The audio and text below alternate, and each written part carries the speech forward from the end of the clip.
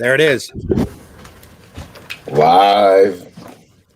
Oh, it's alive. It's that eternally pouring cup of coffee that you missed last week. They all missed it, man. They all missed it. Needed in their lives. I didn't have one here for them. You know, we could have did one from the road, but Thursday, we were on the road Thursday morning. Yeah, we were on the road. Yeah, it would have been a rough week. Awkward at best. Yes. Yeah, it would have been cloudy. Oh, potato can. I can hear them now. Yeah, because we were by this point we were. Oh no, we weren't. We probably still were in Michigan, or maybe entering Indiana. I'm not sure. Oh, at this point, we were halfway through Ohio.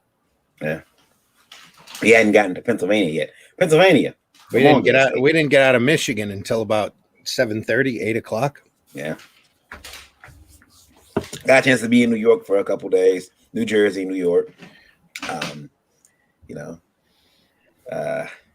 Birthplace of Whitney Houston. Deathplace of Alexander Hamilton. It's rough. Every time we passed by Weehawken. Yeah. It's like, that's where Alexander Hamilton died. Yeah. So he got shot. It's a shame. Violence. Even back in the 1700s. Died in a door. We got a nice panel for you guys this morning. Lots of talented folk on this panel. Some international flavor too. I think that I have some news too this morning. Yeah, it's gonna be awesome. Is it? You got news? Yeah. Well, I'll talk about it right now. You might notice if you're watching us on YouTube that there are channel memberships available now. To Indie Volt. So what we're going to do is we're going to try to do up to 2 special videos a month. That'll be members only. And in those videos, we'll put some. It'll kind of be like a pay-per-view in a way. We'll put some special stuff up there, but. I want to also give people who are members something special, something physical. So we'll figure out what that's going to be. If there's a gift every month, we're going to send out, whether that be a comic or something from someone. We'll definitely do that. Now, the other thing is that we don't have any members yet. But the first person who signs up as a member is going to get an exclusive. Is it a sketch card, Randy? It's a sketch card from Eric. Yeah. From Eric Hodson. Eric Hodson, the creator of the Dreaded Dinosaur, is going to do a special sketch card for the first member. So we're watching for that first member. When they come across, they'll get that sketch card. I believe Eric's taking commissions on that card, I think. So it'll probably be whatever you want, or maybe it'll be Dinosaur Man. We'll find out. But he's agreed to it. We locked him in. we got him on the record saying it. So. Yeah, we do. Okay. 1 second, Randy. Take over for me. 1 second. Well, it's time to run that opening. So while Varian's out doing what he has to do off camera here, we're going to run the opening. So hang on. Can't nobody tell me nothing. How dare you? What?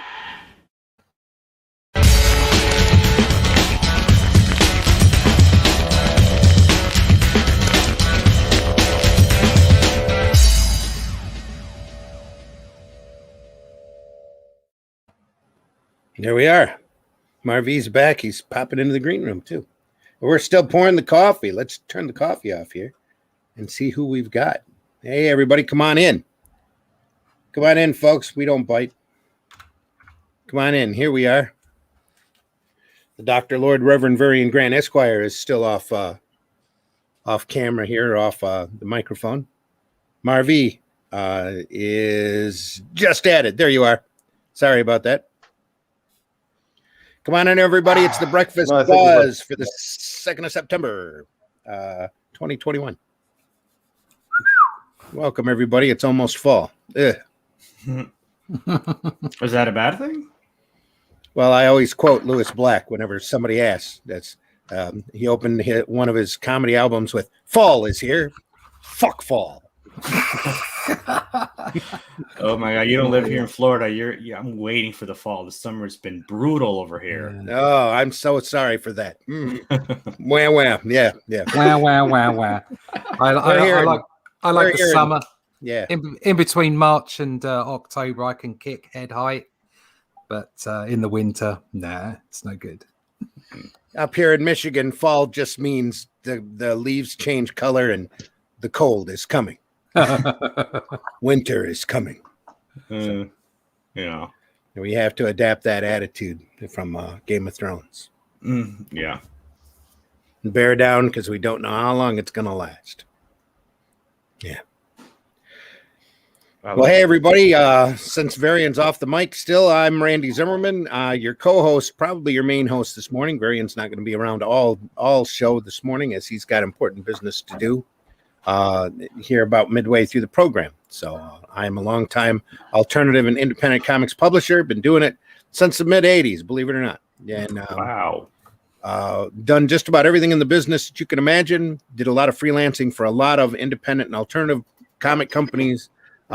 Retailed for about 10 years. I put a comics newspaper together for about 10 years called Flint Comics because I got tired of working in the direct market and dealing with this silly, stupid distributor. There he is. He's coming back now. And now I'm working hard to bring Arrow Comics back. My first job was my first book printed for the direct market was Tales from the Aniverse from Arrow Comics. Now I get to bring Arrow Comics back to the direct market. And we're kicking out 4 books a month here that the first 4 are already out with such titles as Herobot Zero, the story of a 3-foot-tall giant robot who fights large monsters. Luke Stone's Hybrids, and we wish Luke Stone only the best. He's currently laid up in the hospital. Luke, if you can, let us know how you're doing. Indie Volt Revolt, named after our very own Indie Volt podcast, a collection of short stories. A very eclectic collection of short stories that we'll be bringing to the retailers every month. And of course, Only Death Can Save Us by our guest, Russ Leach. Russ, introduce yourself. Yeah, my name's Russ Leach. I'm a comic book artist from the UK. I've been in publishing, design, creative services since, long time, 1986. Long time. But only been drawing comics in anger since 2010. Had a stint with Doctor Who, did some stuff for Ben 10, Cartoon Network, did some work for Marvel, and then I decided to make my own comics, and those comics are now out with Arrow, so I'm part of the Arrow stable now and very happy about it. So you can find me on YouTube as Comic Book Black Belt and find out more about my stuff at comicbookblackbelt.com or russleach.com.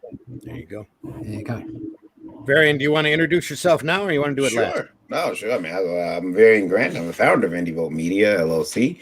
Been making comics since 2008. I'm a artist, publisher, creator. What else? Russ has been drawing in anger this whole time. You've been drawing in frustration. Yeah. Mild frustration. I can't draw feathers. I bet you can now. Oh yeah, now. I've taken 2 years to learn how to draw feathers. Whenever I draw feathers, they always look like leaves. Yeah, that's what happened to me. Randy told me that at a show, and it put me off a book for 2 years. We were at a show. He showed me a piece of art and says, "What do you think of this?" I said, "Those are really nice leaves." Those aren't leaves. Those are feathers. Yeah, he says. And every time we say, "Have you seen a feather?" Did you get reference for that feather? So Randy sat down and he drew a feather, and I was like, "Oh, I guess it does look more like feathers than what I drew." But that's what happens when you draw from memory. Reference everything, folks. But I'm also the publisher over at co-owner of Last Call Comics and the founder of Liberty Entertainment Distribution Group. There we are, right there. There's one of the Liberty boxes in my hand. I'll be making boxes. That up there. Show it. There it is. Yeah. That's just this. This is just our regular box that some of the books for when they ship out to the stores. This is like for the smaller orders. But I'm getting ready to take some books out today. So you'll see me making boxes during the show. I'll be leaving early because I got to go hit places to make sure these get taken where they got to go. You got to go to the post office, all that good stuff. Zero Comics is available only exclusively through They sure Liberty are. Entertainment They sure are. Distributors, ledg.us. We want to say good morning to everyone in the chat. Empyrean Vol. Good morning, Indy Volters. Good morning, Indy. Good morning, Empyrean. Hope you're doing well. Mike Jimmy in the house. Good morning. Morning, Mike Jimmy. Says stock up for winter. Putting on 5 layers of clothing and kill 5 deer to freeze. Yep. There we are. Sarah says very nice. Good morning, Sarah. Sarah, glad you're with us. It says me draw you long time. Mike Jimmy says. Period says we always wondered if Russ was related to the Gecko or the Geico Gecko. Jimmy laughed. You might not know what that is. Do they have Geico in the UK? They probably don't. Oh no, we only have limited education, so I haven't got a clue what a gecko is. No. I mean, not the Gecko, the Geico. Geico, what's Geico? Geico is an insurance company. Oh God, no, I've never heard of them. And they have a gecko who has an accent, much like yours. Really? Your microphone is incredibly sensitive, Varian. Yeah, I'm sorry. You putting those boxes together. You don't have to deal with them. Just kidding. Yeah. I now have Fox envy. Yeah, Geico is the government something insurance company, whatever, and government employee insurance company originally that the Fed set up, and then they turned it into a regular corporation and opened it up for everybody. But they were so confused at the start with their name that everybody was calling it Gecko for a while, so they used a gecko as a mascot. Very clever. It's the Geico Gecko, and he has an English accent, by the way. Oh right, hence the question. Also joining us this morning is Marv. Marv, introduce yourself. Hi everybody. Hi Sinners. My name is Marvi. I'm from Portugal, and I'm the creator, writer, and artist of the Sim Killer that was successfully funded on Indiegogo. I'm at just a couple of names of finishing the thank you page, and hopefully next week I will set it to Mixum and to make Jimmy to print it, and I can't wait for you guys to have it. And it's been a blast. My first credit as a comic book creator was in the Indie Vault Revolt book, and I can't wait to have that one too. So let's have fun this year making comics. Working on book 2 already. The 2 witnesses. So yeah, thanks for having me. What you got to do, just keep rolling, just keep running. Yep. Also, as a special guest this morning is Hero Geek. Hero Geek, introduce yourself to our radio audience. How's it going? My name is Ronald Christian, and I'm the newbie here. I don't have a resume nearly as impressive as any of you guys. I'm a first-time creator. I'm making my first comic book, Paragon Prime. So that's Marv's first actual comic, yeah. Okay, so I'm not an artist. I'm the writer creator. I have another great artist from Argentina working on the book. So I just decided to throw my hat in there and just see what I can do. Cool. Yeah. We'll look at that campaign in a minute. If you want to send me the link in the private chat, we'll be able to call that right up. Yeah, I'll do that now. Varian, anything you want to talk about this morning? I do. I have a question for you guys. It was sent to me from Indie World Radio, and I guess we can talk about this a bit. But we're all happy to have Comic Cons coming back, and I've got a chance to go to one of them this year so far. Another one planned in I got like 4 conventions this year. I'm just not doing that many, but it was brought up that would any of these conventions possibly be held liable if it turned into a super spreader event? And is there legal ramifications if that should happen? I don't think it is.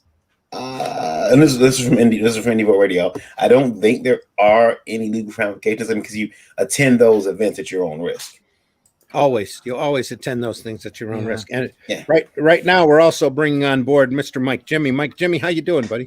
Waking up. So I got coffee. Thank you. You said in the chat, had a nap, woke up just in time for this. I did. Yeah. Introduce yourself to the radio audience, and then we'll answer Varian's question. Hey everyone, I am Mike Jimmy de Bruin. I'm a creator from the Netherlands, and with my publishing company Varian, we just sent out our latest comic, Love from Korra 4, only 2 days ago. So Sweet. we're doing well. Oh, yeah. We got another project coming up that's an entirely new series, already in sight. That'll also be on Indiegogo, and yeah, I'm gonna be fulfilling for Marvi. So people in Europe are gonna get the Scene Killer through me. Awesome. Oh yeah. Sweet. Hero Geek, I keep blanking on your name. Is it William? Ronald. Ronald.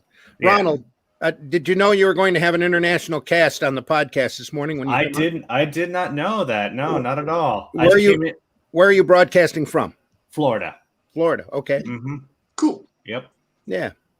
We're all over the place. Varian is in wonderful Sterling Heights. It's a suburb of Detroit. And I'm from Burton, which is a suburb of Flint, Michigan. Mm-hmm. So, and then Russ is from England, and Mike Jimmy's, yeah. We are all over the place today. Yeah. Very. But it's all a good thing. Varian asked a question, Mike Jimmy, about whether or not conventions would be held responsible if, for whatever reason, they became a super spreader event. They are here. Like, they literally are over here, and they have been. And that is why a lot of conventions here that would have, or festivals that would have a camping, even if you had to you either had to be fully vaccinated, or you had to have to show a test that was no older than 48 hours. You would only then could you enter, but still they shut them down because we had a huge spike in June that shut down everything for a couple of months again. So right now, the only conventions that we are allowed to attend as creators and as guests are the smaller ones that don't allow for more than 750 people at a time. And they're lowering it again. So like they're pulling down the restrictions slowly but surely, because we had the early spike and now everything is fine again. But nonetheless, they're very cautious. So yeah, everything got shut down the moment numbers started rising again here. Are your hospitals filling up, or is there a No. crisis in some way? No. No, the thing is that because we're allowed to have more tests, and it's a lot easier because the amount of tests is the amount of tests being taken are quick, they're easy, and people are less afraid to take them. Mm-hmm. And so what you get is that a lot more positives come to the surface, and that's where it looks like it's worse than it actually is. Right. Well, depending upon your test, it's probably picking up any type of COVID-related virus, and not the serious one. Yeah. If you had your vaccine, the first 2 weeks after you've got it, you're going to be testing positive no matter what. Oh boy. But to hold a con responsible for that, I mean, I don't know, unless they knew people were positive. Even then, here in the States, Yes. they wouldn't be able to hold them responsible because the science is so weak as You far couldn't as do it being in able to track it. You couldn't do it in the UK either. To be even with the emergency powers, the lawyers would be all over it. Yeah, because then you'd yeah. effectively be saying anything you caught in any open space anywhere could be attributed to whoever owned that space. Mm-hmm. Yes. Could you imagine the ramifications of that? It's just nobody be able to do anything. right. I can't see that's even if there are any restrictions anywhere in the world that are like that. I can't see them holding water for long. No, they're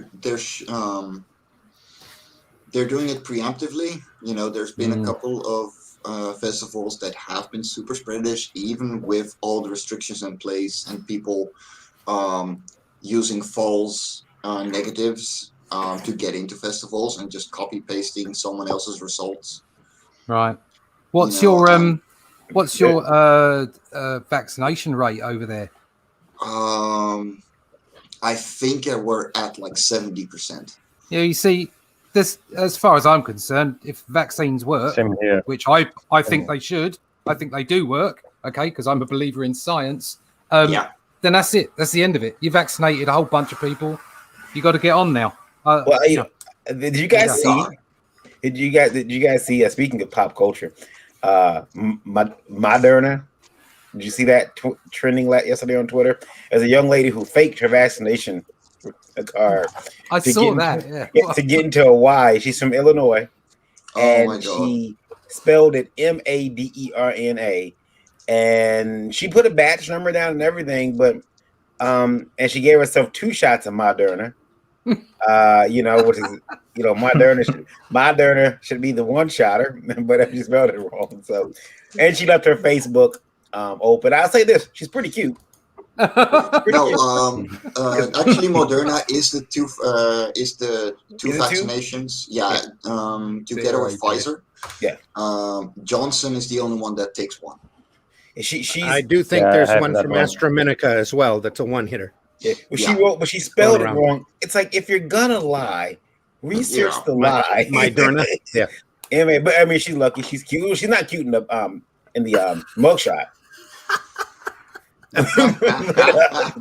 She's her personal Facebook pictures are that's okay then. She's cute. It's fine. You can break the law anytime you like. We should point out vaccine passes. We got cute passes. Yeah. We should point out that if you do decide to do a convention, please make sure your immune system is up to snuff. Make sure you are protected. Don't be afraid to use that hand sanitizer or whatever means you have to in order to feel secure and safe. If you have a compromised immune system, please don't go to these events and take that chance. You're literally spinning the wheel. Absolutely. I'm a big proponent of people, being healthy and being able to beat off stuff like this. Yes. But if you have an immune deficiency of any sort, be careful. Be extra careful. Exactly. This thing, that you're the people, you're the demographic that this thing goes for. So be careful. We should also tell our radio audience. No, they don't. We should also tell the radio audience that we're joined by Jake Twister. Jake, introduce yourself. Hi, my name is Jake Twister. I'm the Norwegian nightmare of the Indie Vault. And I'm coming to terrorize old people again. Drawing comics nightmarishly. Oh, yeah, definitely. And only digitally. Just to piss Glenn off. That's your new name, the Norwegian Nightmare. That would be a cool supervillain name if I like to trademark that. I'm trademarking that. Let's get down. Yeah, we're very European today. What is going on, guys? It's early. It's early in the morning. We're wondering if you guys will take us back. Country's kind of going tits up. It was last experiment, but depends how much money you're prepared to pay. Quickly to the T. The last question from Indie Vault Radio that I got for you guys is about this is about taxes, and they wrote it in a way that I don't quite understand, or I can't. It's hard to read, so I'll basically give you the gist of what they're saying. They have been making comics for 2 years now. This was the first year they decided to go file taxes. This is from Connie. And she says she tried to file taxes. She wanted to write off her Adobe Cloud. She wanted to write off a lot of her other things as a tax break. And her accountant, who she's been using through H&R Block, told her it's not worth it to write that stuff off. This is back in April. She since got another accountant who told her that she can get those things written off, and she's advising everyone to double check if you're, no matter if you're using a chain or whatever, to get those things rolled off for your taxes. And that's everything that you do. Even and we said it before, even if you go see a movie, that could be listed as research because you're a creator. You get inspired by those things.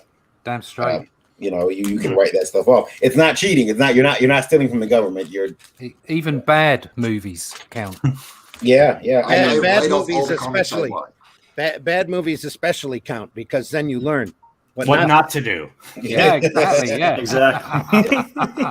But we've whatever- addressed this before on the air. You need to, if you're working as a freelancer in this business, especially here in the States, you need to find yourself a freelance accountant. You need to find somebody who deals in small businesses or has dealt with small businesses. And that's not your normal tax service. And you have to get away from the corporate tax preparers, because all your tax preparer has done is gone through a class and they're filling out a form on the computer for you. And they don't know the intricacies of the tax law right down to the letter, especially when it comes to an independent business. This person just learned a really hard lesson because they probably paid 3 times more to the corporate tax preparer than they did to their regular accountant. The key is to keep track of everything and to write everything down. Have a book where you write everything down. That's what I do. And keep every receipt that you can. I keep it in a monthly little folder. Yeah. And then, but before you go see the accountant, you add everything up and you split everything up for them, because you've got supplies, you've got research, and then you've got utilities in your house. Right. And I learned this real painfully because there was one year I didn't claim a 1099 when I should have. And the government come back on me because you can't hide that stuff from the IRS for very long. They like to find it, and because they like to charge you that little extra in penalty. So you go out there, find your own small business accountant, small mom and pop, everybody that, and I've gone through over the years. I'm on my 4th or 5th accountant, and they're all working out of their basement, out of their house. They know the tax code. Every year they take another class, or they get up to speed on the tax code, and they have it right there in their computer, and they go through and they ask all of the important questions. How many miles did you drive? Did you do any dinners where you were talking about business? How much is your cable bill, so that we can deduct whatever percentage? How much of your house are you using for your business? Because that's all deductible. And you'll be amazed how much of your life that you use in regards to your business. So again, every comic, every book, every movie, every video, everything like that is all research that goes to your work, to your artwork. Of course, you should also go through and claim everything that you make, so that you can deduct everything that you've spent. All of your convention money, you have to keep copious books, because that's part of doing business, is keeping track of all those numbers. But do it, because you will be amazed. Every year we go in sweating, thinking that we're going to owe, and we always come out getting paid. Well, usually always. Last year we paid a little bit. This year we paid a little bit, but we got a whole bunch of that back from the government, who decided that because I took unemployment back during the bug, because I had lost serious money from the conventions that I did not put on. Yeah. So I took that unemployment, and even though the state told me afterwards that I couldn't, and then told me I could, and then said it was taxable, and then it turned out not to be taxable, and then they refunded all of that, all of the money towards those taxes. So we still got money back this year, which was pretty cool. But yes, go out and get that accountant. Don't be afraid to spend that money, because there's some things that are worth it. Keep records. Always keep records. Yeah. Yes. And we are not financial advisors in any way. We are not. But I'm telling you from my personal experience, this has paid off for me tremendously. It's not quite the same in the UK. We have a slightly easier format. So you just go self-employed. You advise the HMRC, that the tax office, that you are self-employed, and then you keep records, and it's basically an out sheet.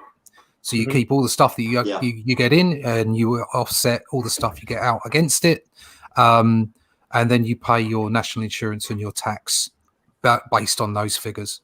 And as long as you keep records, everything's pretty cool. You can't go over like 80 or 85,000 again. I am not a financial advisor. Please check these figures for yourself. Mhm. But if you go over, I think it's 80 or 85,000, you have to start paying VAT.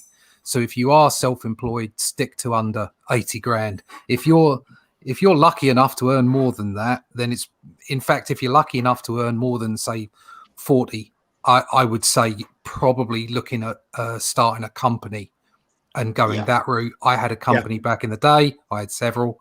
And that was always a case of doing things slightly differently because of the way the tax ratios worked. But because you had like corporation tax and that kind of thing in the UK. But certainly if you're on a reasonable salary, a reasonable turnover, stay away from the VAT because that'll just hurt you. But if you are in that region that you have to charge VAT, then you should be a limited company by then anyway, to be honest. But again, I'm not a financial advisor. Those are just my personal opinions. But it is pretty straightforward to do. So, and the online system to submit your taxes is really straightforward. Very good. Here in the States, you're just drowned in red tapes and lines to fill and all of that. It can get very confusing, especially when you're freelancing and self-employed. So that accountant is so important and necessary, and not just that, but your peace of mind is more than worth the cost that you're going to pay that accountant. You'll be amazed. I'm sure the person who wrote in found that out, because H&R said that they couldn't deduct their stuff. I had my accountant tell me that I had to go through and buy another system because I was getting close to having to start. He goes, you either invest in yourself or you're investing in Uncle Sam. It's your choice. So you go out and you upgrade, and then you can deduct it for a certain amount of time. But you need the kind of accountant that's able to tell you to do that. You really do. Plus, my current accountant, who I deeply appreciate, has told me flat out, when it comes time for you to be an LLC, I will let you know. Yeah. It's always worth taking advice from people who know what they're doing. It's horses for courses. Yes. Yep. Exactly. That's why you guys all listen to me. I know exactly what I'm doing at all times. Guys, I'm going to get out of here because I got to get ready to hit the road, get these boxes out of here for Liberty Entertainment Distribution Group. I'm going to keep saying the name. Check it out, ledg.us, helping you get your independent comics in stores nationwide. It's been a blast so far. ledg.us. Sign up today. No fees. Thanks for reminding me. No fees. No, you get paid when you want to get paid. We don't hold your money. It's an awesome thing. I'm really excited to be a part of it. To be the genius that created it. That's me. Glorious purpose. But yeah, I'm getting out here to get these. I got to get these boxes out of here. These orders. So thanks, guys. Appreciate it. I'm gonna get out of here now, Randy. We're all counting on you. Good luck. We're all counting on you. Yeah. No pressure. All right, you guys have a great day. You too, Take mate. it easy, Varian. Later. Take care, buddy. We'll see you. Take care, man.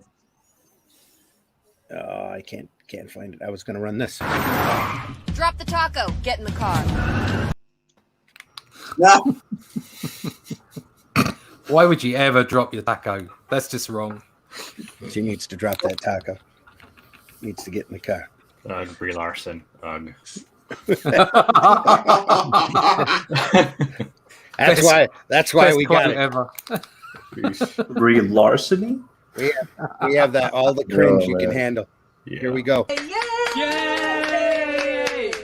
Think about what you've accomplished. Gail Simone, why are you doing this? Why are you doing this?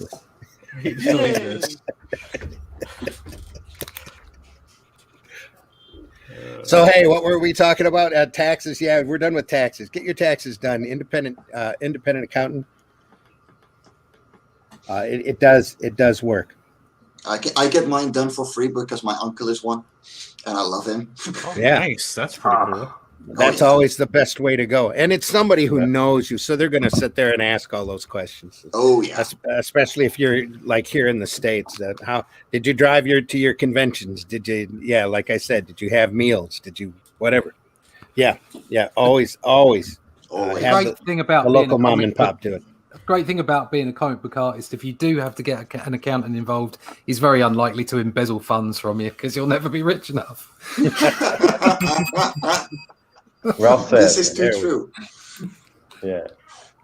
Well, he's also the one that gets all my comics, so in that regard, he's just gonna embezzle off the ones that he bought. Fair enough. So, Ronald, you have a GoFundMe. Yeah, that's interesting. Yeah, a lot of people are like, Indiegogo or Kickstarter, but I decided to go with a GoFundMe. It worked for a couple of other people that I know on Twitter. So I decided to do something a little different. But yeah, so right now it's only going to be digital, but I am planning to do a print run on Indiegogo later on. So Okay. yeah. And your product is called, or your book is called Paragon Prime. Paragon Prime. Yeah, it's a superhero book. And essentially, I've been disappointed with what the big two have been doing. DC and Marvel have been just continuously, disappointing me for several years now. Mm-hmm. And they don't know how to write heroes anymore. They don't know what a hero is anymore at all, in my opinion. That's true. So I just decided I'm gonna just be the change that I want to see. Exactly. I was getting sick of just waiting for them to right the ship.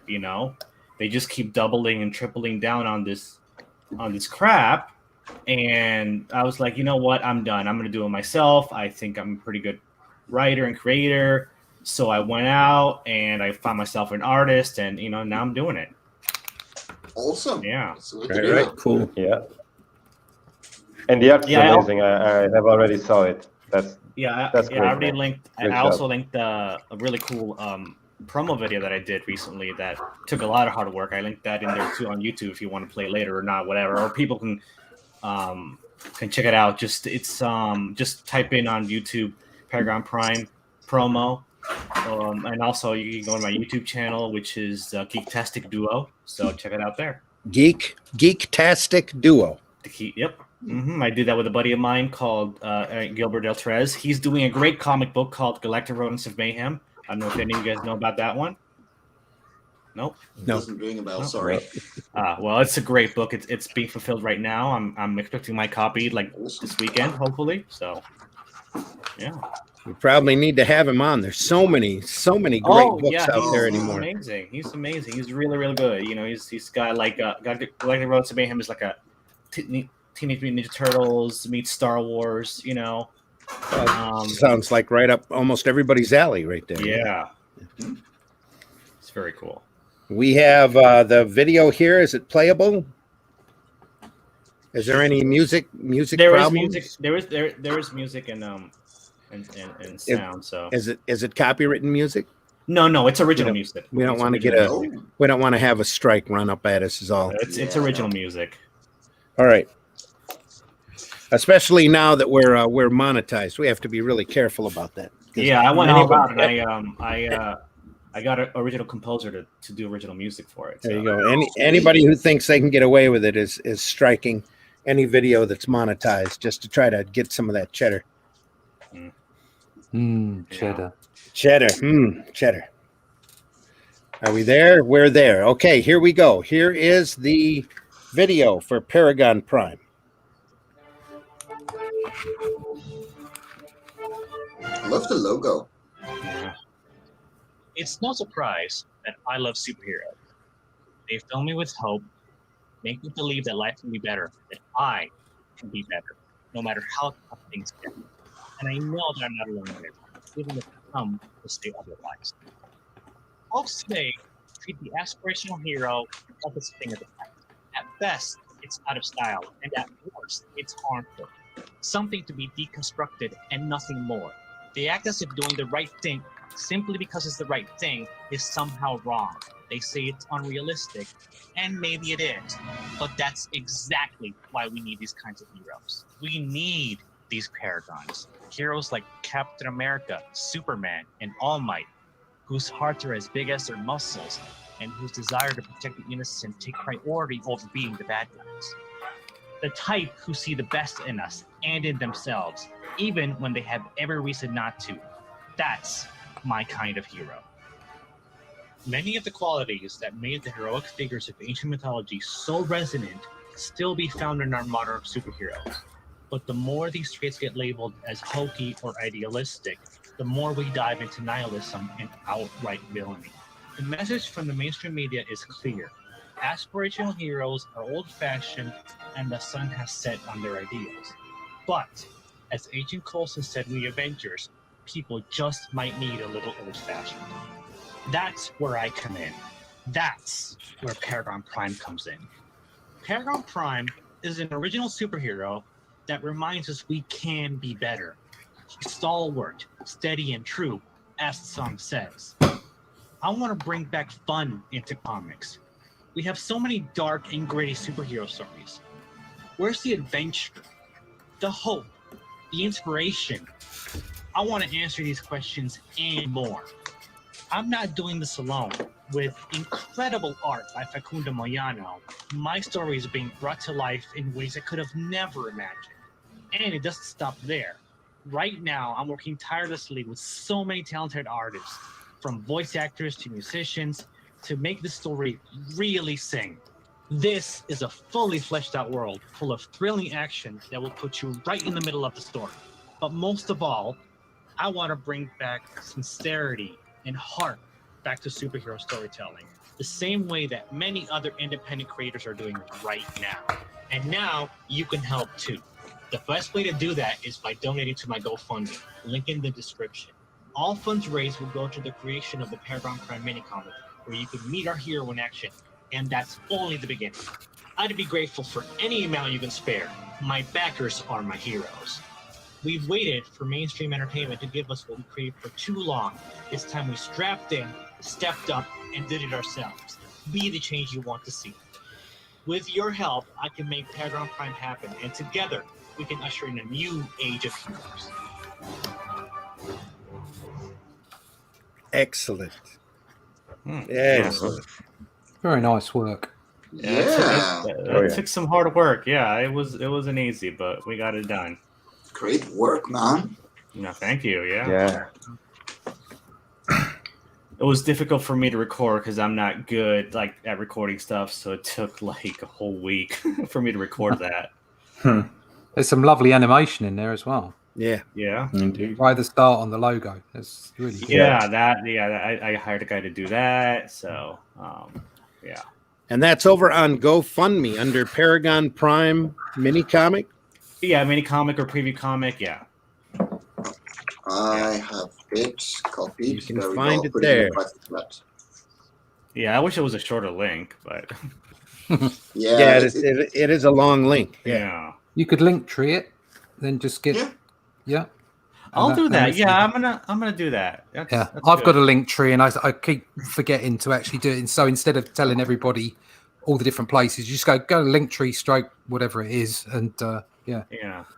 All right. Yeah, I'll do that. I still gotta do that too.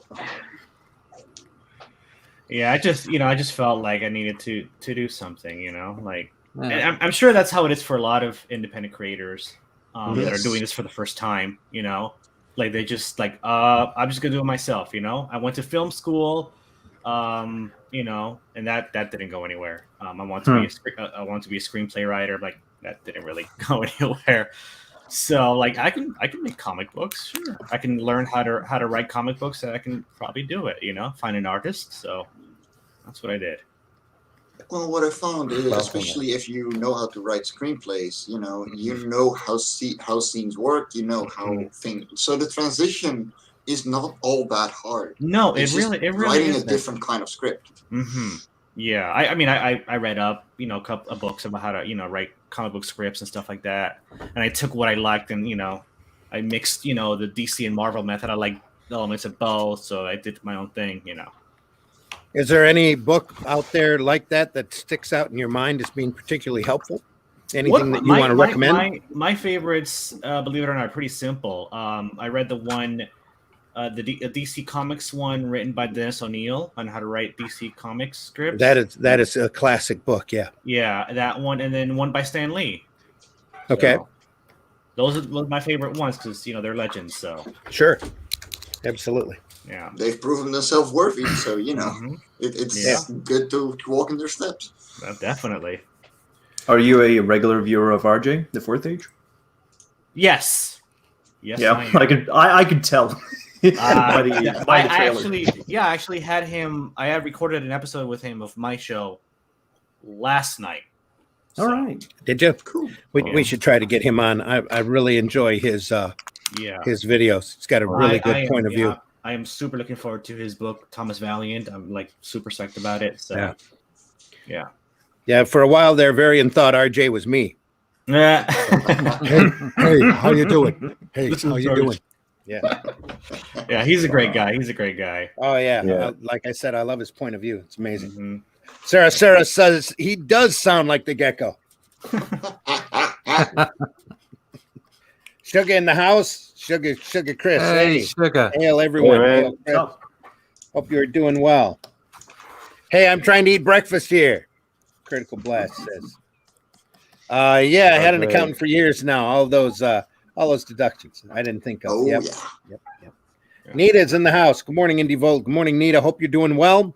Hope everything over there is hope going you have well. a roof. Hope you have a roof. Yeah. Our thoughts are with Nita and C. They got caught in Ida along with Anthony Figueroa from God's Hand. He's not going to have electricity for a few weeks. Oh wow! Apparently, we wish him the best. They just got Marcus, his partner, in God's Hand and Justice City Chronicles, got caught in the floods in New Jersey. I don't think Marcus got hit specifically, but his neighborhood was pretty well underwater. And Daphne, the reason Daphne isn't here this morning is, I'm sure, because their basement flooded really bad last night. And JD Calderon lost a few $1,000s worth of comics. Oh no! Oh my god! Shit.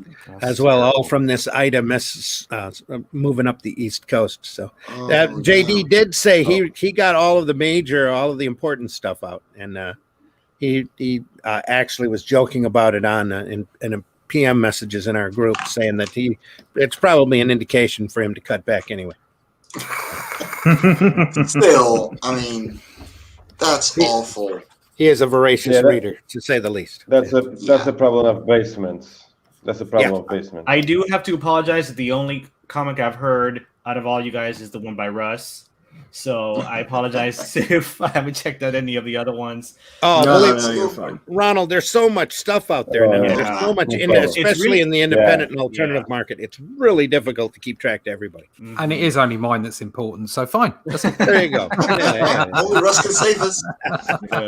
Only Russ can save us. Yeah, I found your campaign on Indiegogo, and it just really appealed to me. I love the look of the art. I love the story. That was like, this is really cool. Right, thanks. Yeah. Well, there's another book on the way. The campaign will start 1st of October, and it will be delivering in March because I'm on a schedule anyway. So things have to be done. We're all on a schedule for We're all on a schedule. It's all fun. And so I'm not going to get much sleep between now and March. This is probably the busiest. This is probably going to be the busiest 6 months of my entire life. Knock on wood. Nice. You know, it's always feast or famine in this business. You're always too busy or not busy enough. Oh, you're not wrong. Yeah, I just did 2 Doctor Who magazine jobs as well, and I've been asked to do something else I can't talk about at the moment. So it's just non-stop. I used to be a Doctor Who fan. I love all Doctor Who. Wow. They pay me. I haven't got one bad word to say about any of it. Can I complain as long as the checks are clear? No, exactly. And Panini, who I work for, are fantastic. Fantastic company, yeah. Fantastic Panini company. Press? Now that they got away from Marvel, Panini. Yeah, more than a sandwich. More than a sandwich, yeah. But they're really good with melted cheese. So it's kind of non-stop, but it's all good. Stickers and cheese. It's all good. It's all good. Stickers. It's okay. Stickers. Yeah, I'm Stickers just and losing cheese. money. All right, you're bleeding money right now. Yeah, I'm bleeding money to new series. Okay, yeah. It always takes that investment. Oh, tell me about it. Worth it though. I mean, next month we're launching something new, and I'm super excited. Yeah, good. I don't Actually, know what you're this talking month, about. it's already September. Holy crap! Sugar I says don't know some. what you're Yeah, talking really. about, guys. Some people here have no idea, right, Ronald? No idea. No idea. Some people here in town had their basements flooded, but my house was fine. Fortunately, thanks, Sugar. Thanks for that Nice. update. From the desk of a small press publisher, reason to have a great homeowner insurance for situations of floods that ruin your library or resources. Yeah. Should always take pictures of your bookcases and that, just in case. So, and make sure that they are insured, because you never know. You never know. My bookcase is up high. So Yeah. it's all up, I it's live all on up the high. third floor, so And I also I'm live on the lucky. top of a hill. You're okay on flooding. Nice. So we're good on flooding. Yeah. Nita says power is off and on here. More than anything, we need more roads cleared. Also, the trucks can get to smaller towns like ours to bring gas and food. Our comics were high and dry. Good to know. Good stuff. And I know C. Michael's back working on Calico. So he's working on Calico 3 right now. Empyrean says, Russ, what insurance can you recommend? He's laughing. Oh, that goes back to that Geico line, doesn't it? Yes. All right, mate, Babbers, Bristolian Dave. Good morning. Good All morning. right, Babbers. I can't possibly pick any particular company as they're not paying me anything. So There you go. They all want your money. They will all try and not give you any of the Yes. money that you spend on them. yeah, Don't damn worry straight. about I've it. been trying to tell my kids about that. Just like, no, be honest. Tell everything on a form, because if they Yes. find one thing, they'll it's daylight robbery insurance. It really is. Yes.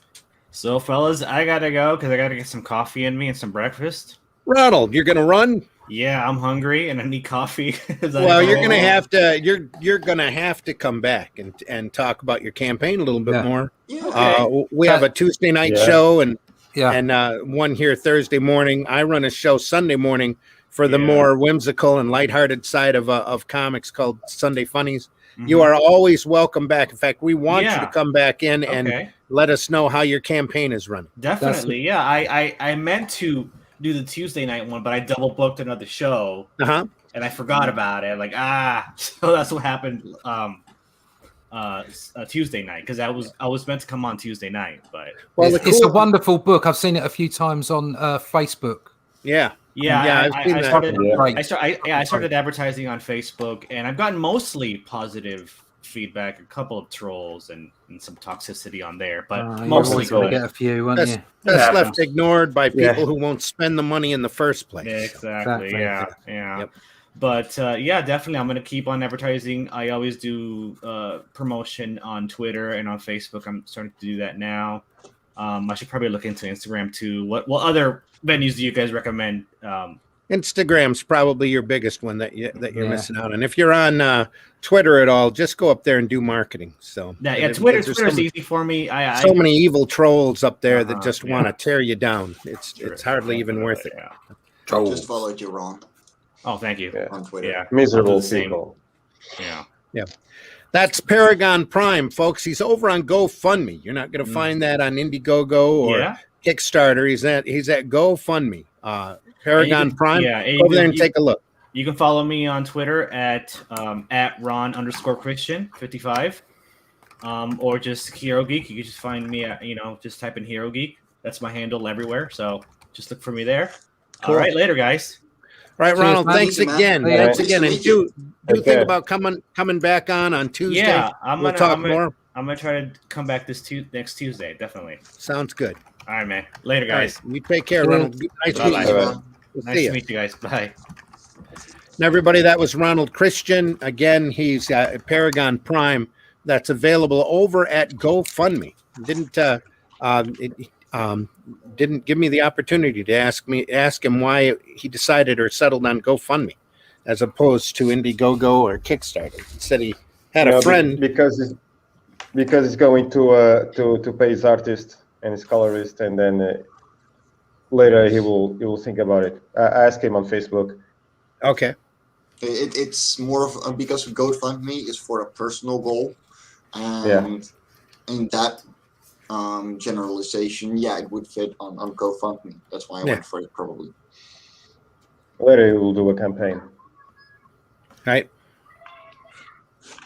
Whose kids are yelling in the background?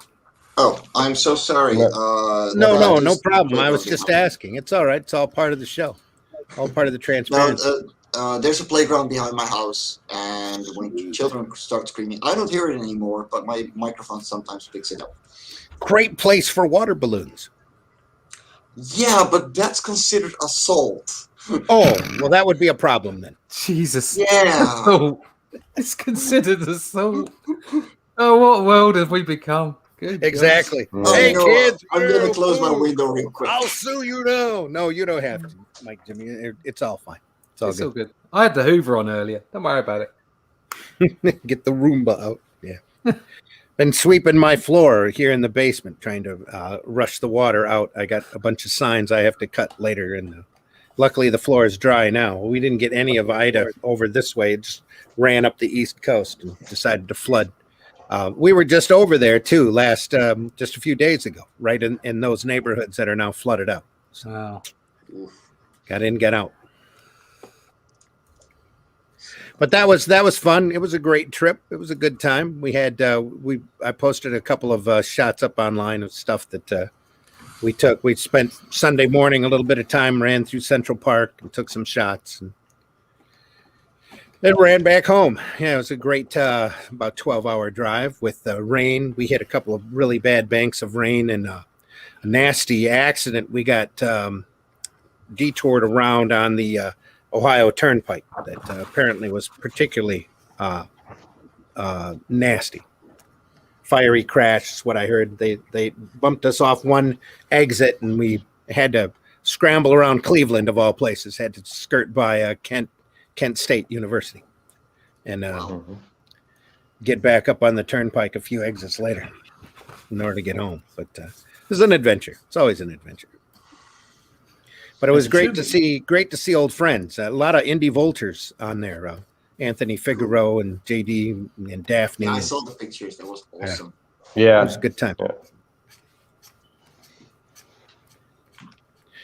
We got to celebrate the amendment to a contract for a big deal that we still can't talk about. So just to say it, like I posted on Facebook, it's a big deal. We'll be talking about that in probably a few weeks. Huge. Right? Nice. Huge. Absolutely huge. It's going to be absolutely huge. Crazy. It's going to be crazy huge. So it's all good. Could you share my screen for a second, Randy? Because I got some really awesome news in. I have that. It's a plushie. It's a plushie. Yeah.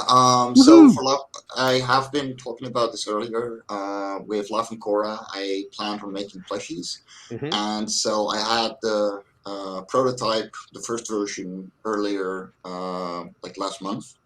But this is the final prototype. So everything that needed to be embroidered, like the wings, is now embroidered on, and I should be receiving it in only a couple of weeks. And then we're going to make 100 of them. Plushie. Cool. And for the listening audience who might not be aware of your book, Mike Jimmy, why don't you give them an idea of what Life on Korra is all about? Life on Korra is a speculative zoology series where in very short, concise stories, we explore creatures on a very improbable and strange world where there is no red or yellow hues. And so everything is in green, blues, purples, and grays. And what I have been working on is making a plushie out of the main character of the first issue. And so that should be available with Life on Korra 5. I'm actually like Life on Korra 4 went out only 2 days ago, so people have been receiving it. And Cool. yeah, we're super proud. Like we're set for up until issue 10, and we're just going to keep on making these comics. Sweet. Right. It's life on Korra. Oh, yeah. When's your next campaign? You just fulfilled this one, right? Yeah, I just fulfilled this one. We are behind on production for Life on Korra 5 because my side job has been needing me all week. So I haven't been able to draw. And I'm just waiting on a new storyboard artist that I hired to do her part of the work. And then I will get to work on Life on Korra 5 completely. And hopefully in October or November, we will start promoting Life on Korra 5. Nice. Sweet. Bristolian says, Mike, what did we say about staying away from playgrounds? Yeah, well, tell my house. Can't tell your house. A likely excuse. Story Comic is in the house. Good morning, Story Comic. Morning, all. Welcome. Says good morning. Welcome. Thanks for listening. Deeply appreciate you all. And Jake is working on something here. Yeah, I am. I'm working on my new weekly or upcoming weekly comic. It will be called Bone Meal. And essentially, it's just like a weekly. My tongue twisting today. Yes. What? Yeah. It's a weekly comic strip that is going to be launched in November the 1st, the Day of the Dead. Oh, nice. And so it's about this town full of skeletons. And the main gist is that it's going to be like ordinary things, but done in an extraordinary and bizarre fashion. Okay. And so it's just playing on I'm playing on like subverted expectations about what we understand about skeletons. So I'm just like taking the piss. Right now I'm doing buffer work. I've been working on around 17, 18 strips for the past week. Mm-hmm. And it's going to have a sort of like rubber hose style in doing the finals of it. So I can show a couple of like sneak peeks. Here we got one of my favorites. Yeah. That's nice. Oh, yeah. Looks like fun. So it embroids a lot of like cultural art and references and all that stuff. So this is that's taken out from this ukiyo-e wood cutting from Japan, but it's just like recontextualized into like a cheating scenario. Okay. And where are these strips going to be found? So these are going to be found on this site called Newgrounds, which is a internet upload or like content farm. Newgrounds? Newgrounds. They're a digital strip farm or what? No, it's not a digital strip farm. Wow, you would like that, wouldn't you? But it's an array of like how am I going to put it? So you got multiple independent artists uploading different kinds of media. So you got like audio, you got art, you got animations, games, and the like, and it's all done independently. So the site will act as sort of like the main platform, and then I'll probably branch out if I get a consistent viewer base and start publishing on other sites. Almost like a sounding board for independent artists. Yes. Yeah, that's exactly what it is. So okay. Newgrounds has started in 2003, I think. No, earlier than that. Yeah, or even earlier than that. I mean, it's that old. It's one of the longest running websites when it comes to content creators sharing their work. And cool.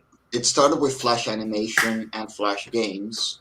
Now they have shared out art. They have a moderation system that is very effective, and it's very friendly to be seen or like being visible, and that is sort of like a lacking form of how should I say this? That lacks in the current age when it comes to like getting content viewed, like that visibility factor. And so I want to see if I can like hit the front pages there with my work, and possibly like develop it to being like a collected issue later on and publish it on Global Comics, for example. Cool. But it will be like a trial by fire in a way. Newgrounds is definitely one of the few sites where good work, doesn't matter how big your following is, can still be seen by a lot of people just because it's good. And not because you had like 5 years of, backlog of stuff that makes you pop out in the algorithm. Gotcha. So it's definitely one of the best places to find new content of all kinds, especially animations. And one of like the underdeveloped areas I would say is sort of like comics as of late on that regard, because it falls under the category of art, but there's like subcategories within that system that allows for like illustration / comics and all that. So I don't really see. I haven't really spotted any new comics or like a comic strip series that is like consistently publishing there. So I might try that out, just like to. Yeah, no, that actually sounds like a very good idea. Like that, you saying Newgrounds actually really piqued my interest. I was in that 12 to 15-year-old stage when Newgrounds became a big thing on the internet. Mm-hmm. So, I know all the classics there, and I still visit it once in a while to see what's going on with the animations and games, because it is still one of the biggest independent creator platforms. Yeah.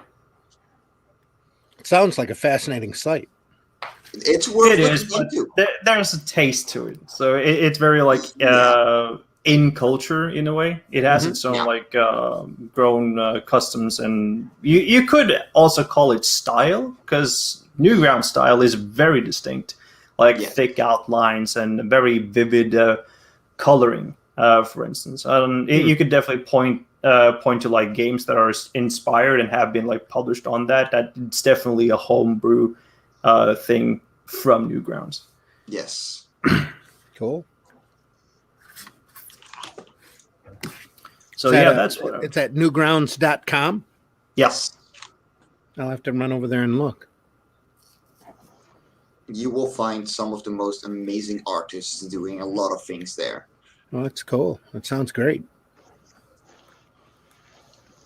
And it's sort of like not forcing me to like go into like the big two and like the comics publishing right now online, which isn't to pass. Really, though, is there a big two anymore? That's the thing. Well, for publishing online, yes. Right now, webtoons and tapas are the leading ones when it comes to publishing online. Is that what you meant by the big two? Yeah. Oh, I'm sorry. No. That was a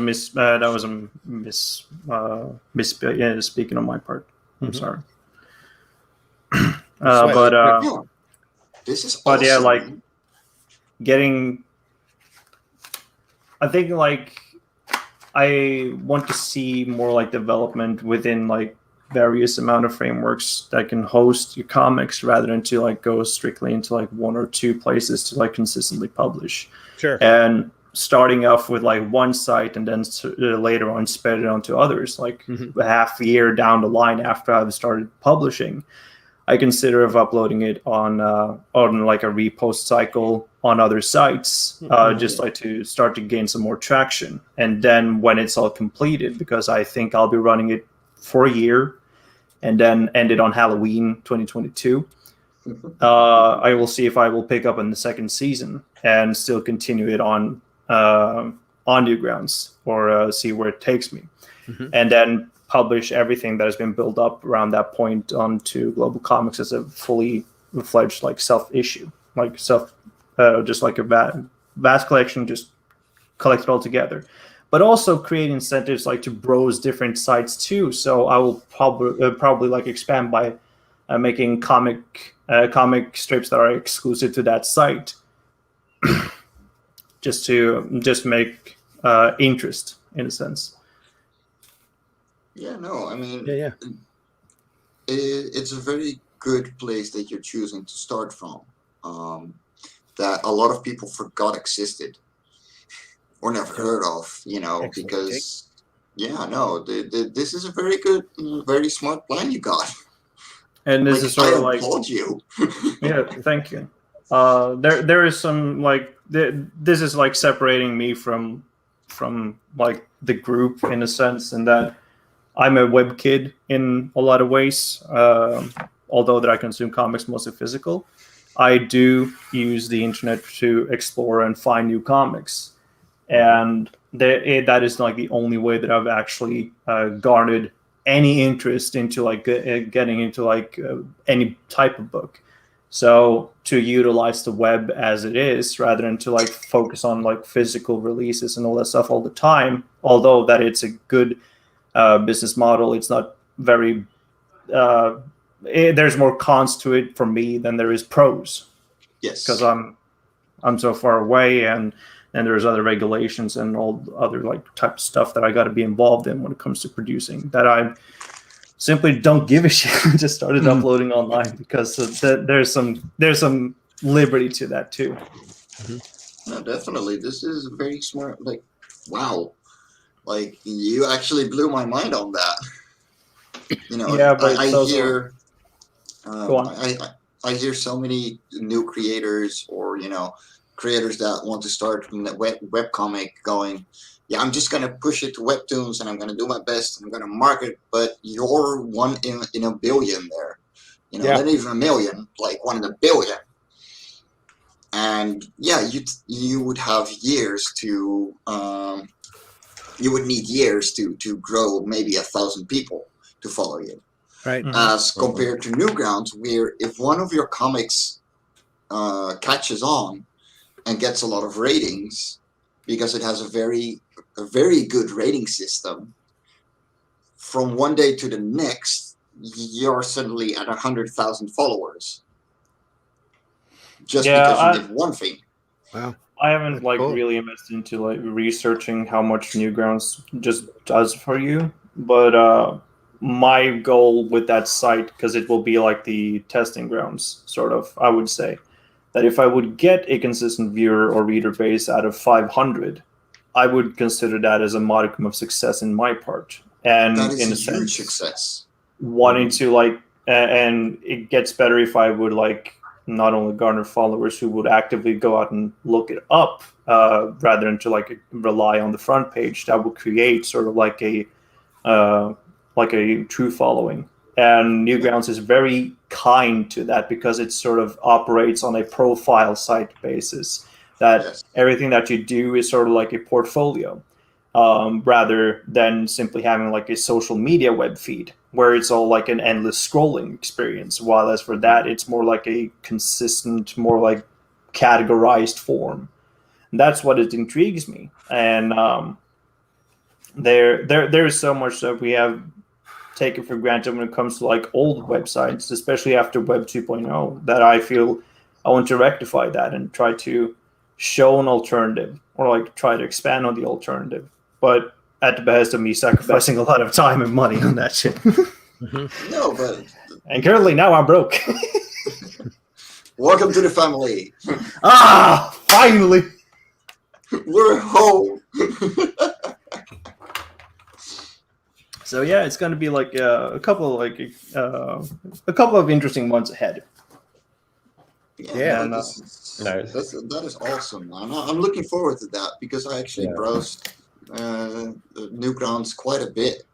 So like, it is a testing ground for a lot of creators, because they will get instant feedback on whether their art and their art form are worth expanding to other websites, because that is literally what it was made for. Well, it looks like an awesome site. I bookmarked it so that I can look at it at my leisure.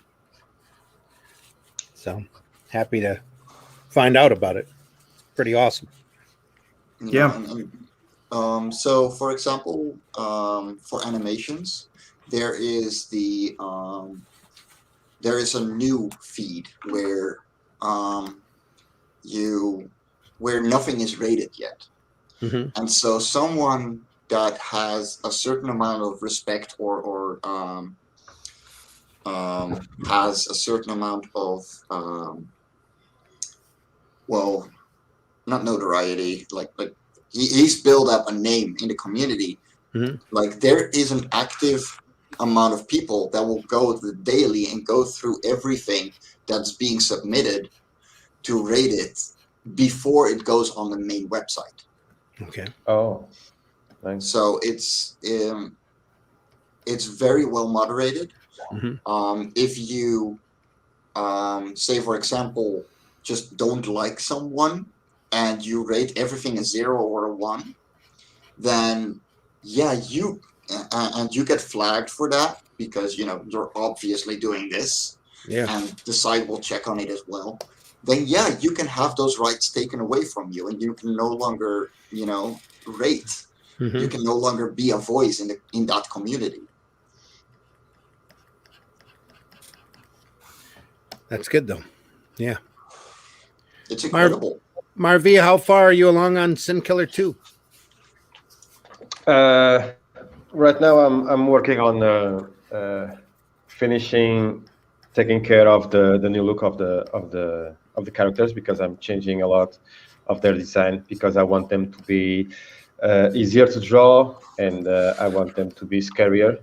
So you will get a glimpse of that in the thank you page that I just got yesterday. A couple of names that I needed to finish the book, the first one, and I have the first one of issue 2, first page of issue 2 almost done. I just stopped for a couple of days, a few days, more than a week actually, because my hand was giving me a lot of trouble. I've been working very, very hard lately, and my hand have been very damaged lately, and it's been hurting a lot.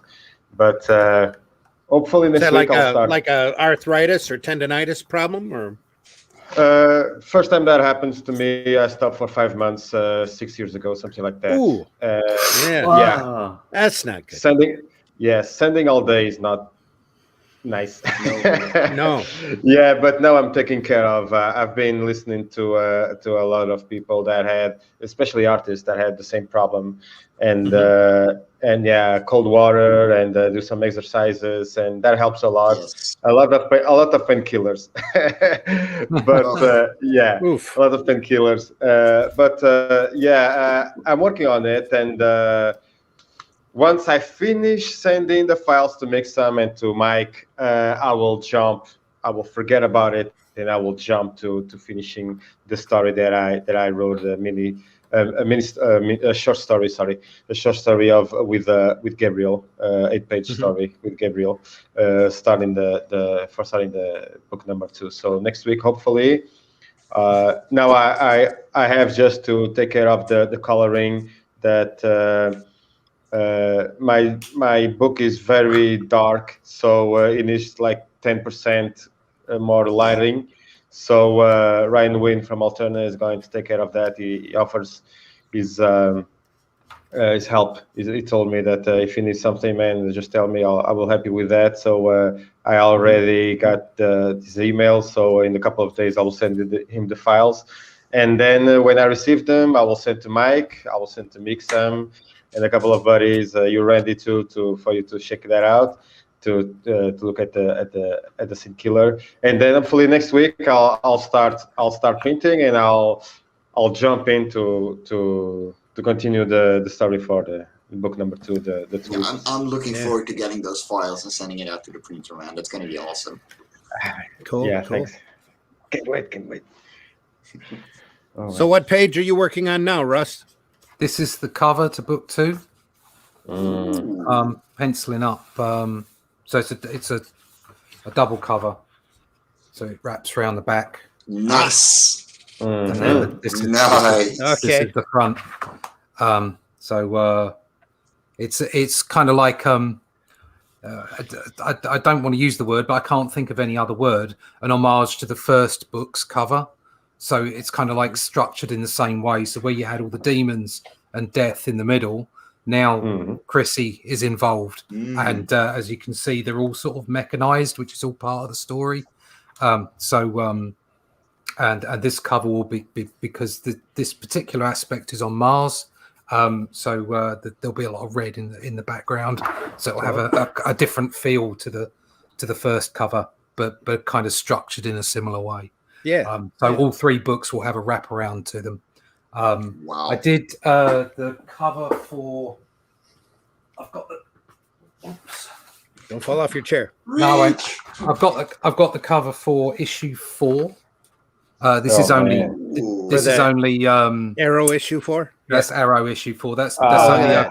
only a printout. It's not the actual Yeah, I size. saw that one. Right. And we've Love got those some other trees.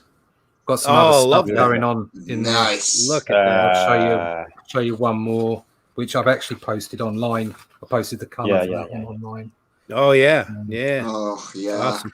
So that issue 3 is because it's got the finish of the first arc, as it were, the first book, and I think I pulled the stops out for the support work.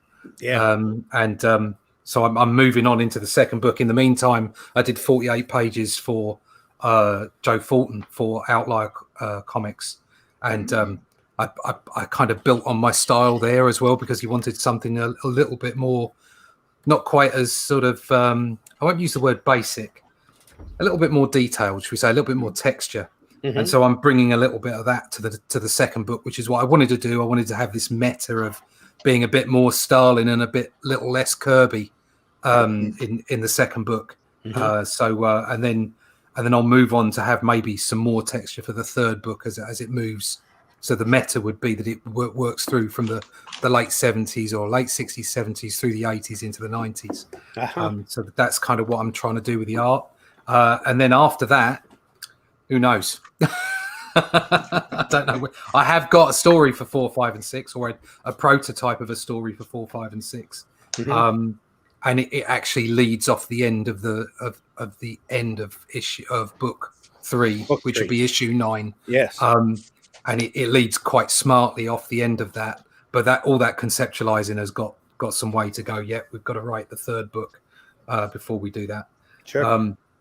But yeah, it's all going along. It's like I say, it's the busiest 6 months of my life, without doubt. I have to get this done because of the Arrow scheduling, which is great. But that does also mean that, if you back the book on Indiegogo and instead of getting the series, you get the book. Obviously, you get the book before anybody sees the comics, apart from issue 1.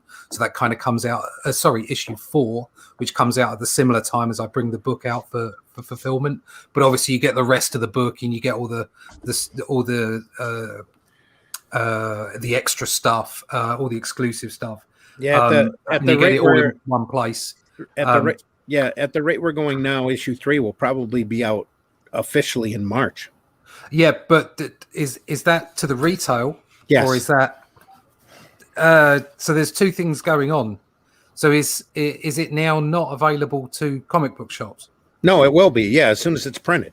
So it's already so issue 1 is already available to comic book shops. I believe it is. Yeah, I think Varian's got that up on the Liberty site right now. So issue 3 will be available to them in January. Yeah, it should be.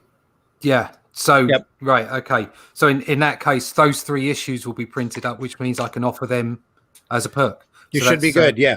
Yeah. So that as well. So I'm also trying to get the Arrow comics feeding back into my existing campaign, so that people who have already bought the first book can if they want to, they can have the 3 Arrow comics as well. But anybody who's coming in for the second book can maybe catch up via having 2 books, because I do have extra books to have in the perk, or they could use the Arrow books to catch up with, and go that way. And so I think there's opportunities here for all of us in independent books, where we can go both routes and keep everybody happy, because effectively, as long as you're providing good quality content and doing it at the time that you say you're going to do it, which is very important, delivering with everything, everybody's happy, because they're getting exactly what they paid for and exactly what they wanted in the first place.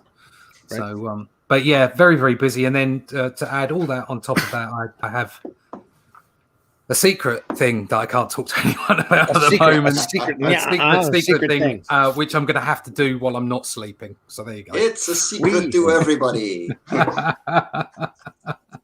The one thing that I really enjoyed on the cover of the first issue of Arrow's Only Death Can Save Us is the corner box. I've missed so much corner boxes. There's a few people doing of the what? When I the corner box. The corner box. I really enjoyed that. I miss those days when I went to the grocery store and see those little illustrations of the characters. That brought me nostalgia. So that excellent. That's exactly why it was there. Exactly why I put it on there. And not all corner boxes are equal. Yes. Some of the newer corner boxes I don't like, and some of the overdone ones I'm not that keen on. But I just like a simple. It's got the logo, it's got the number, it's got, and then it's just got like a little image. That's what I went for. So yeah, great. Yeah, that's are you going to do more of those? Yeah. There's like at least 6 issues planned. Hopefully 9 issues because it will be all 3 books. Right. Which breaks down into 9 issues, and depending on where everything goes, it may end up more. Yeah. I plan on. I'd love to do books 4, 5, 6, so that would make it 18 issues if Arrow followed on with that, of course. But if not, everybody knows what I'm like. I am a comic book whore. So I will, if I am paid, I will draw. I will draw and draw and draw and draw. So I'm sure there are things that if for some reason it doesn't quite work out the way we want it to, I'm sure there are other things Randy will throw at me and other people. So yeah. Well, now it all seems pretty well set in stone. It's just a matter of the. I never count my chickens until the money's in the bank. Exactly. Yep. Same thing. Yep. I was thinking about making that making a corner box on my book, but I don't think I'm gonna do it right now. But that was a great idea, man. That was awesome. Thank you. I think it works for the floppies because I thought about because I had a different cover for the original book. Originally, I had like a sort of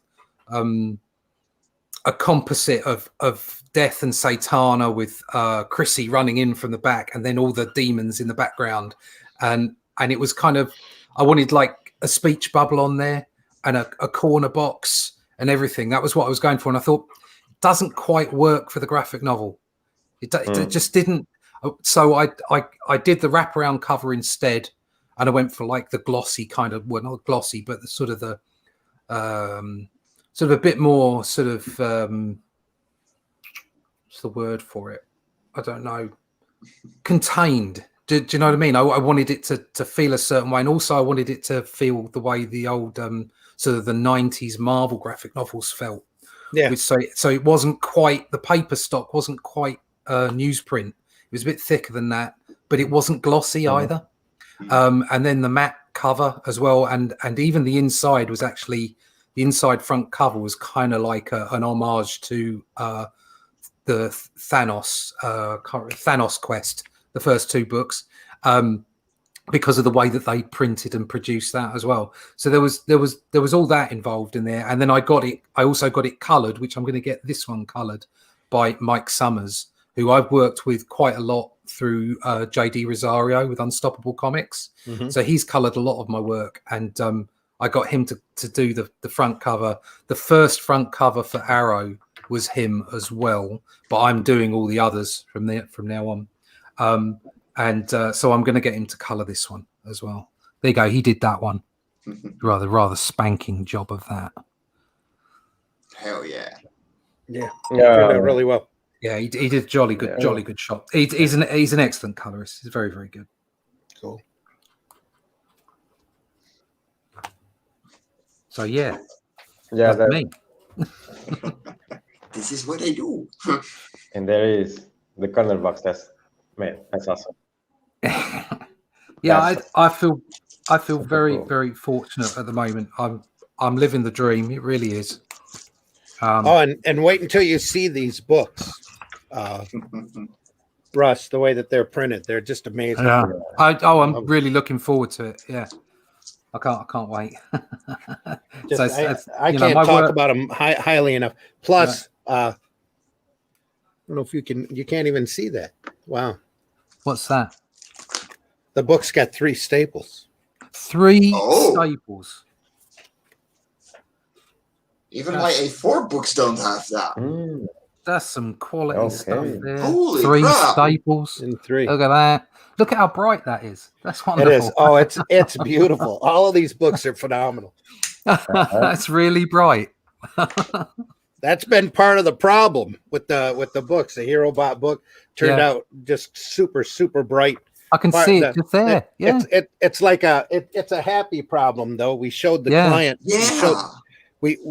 The client ordered a certain number of books. We sent those books to the client, and we were supposed to be out in the first week of August.